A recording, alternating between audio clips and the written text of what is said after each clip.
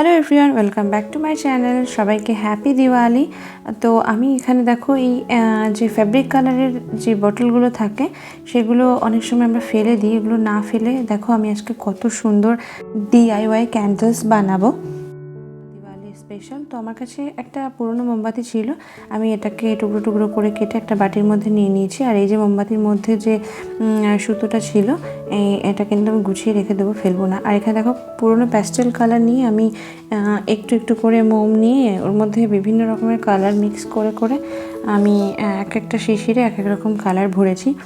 তো দেখো এর মধ্যে উপরে একটু গ্লিটার ছড়িয়ে দিয়েছি আর ওই সর্দাটা মাঝখান দিয়ে দিয়ে আমি আইসক্রিম স্টিক দুভাগ করে নিয়ে ওটাকে জাস্ট ব্যালেন্স করার জন্য আমি এইভাবে দিয়ে রেখেছি।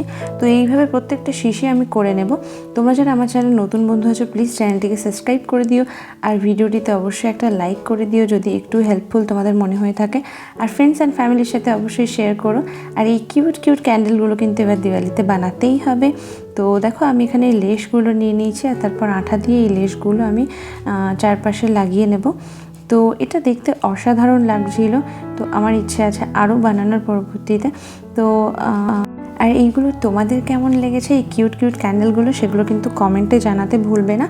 আর এই ভিডিওটি যারা আমাদের ফেসবুক পেজ রঙিন গন্তব্য থেকে দেখছো তারা কিন্তু অবশ্যই আমাদের রঙিন গন্তব্য পেজটিকে লাইক করে দেবে, ফলো করে দেবে। আর দেখো এখানে আমি রেডি করে ফেলেছি, একটা ছোট্ট ভিডিও শর্টস নিয়েছি। দেখা হচ্ছে নেক্সট ভিডিওতে। ভালো থেকো তোমরা সবাই, বাই।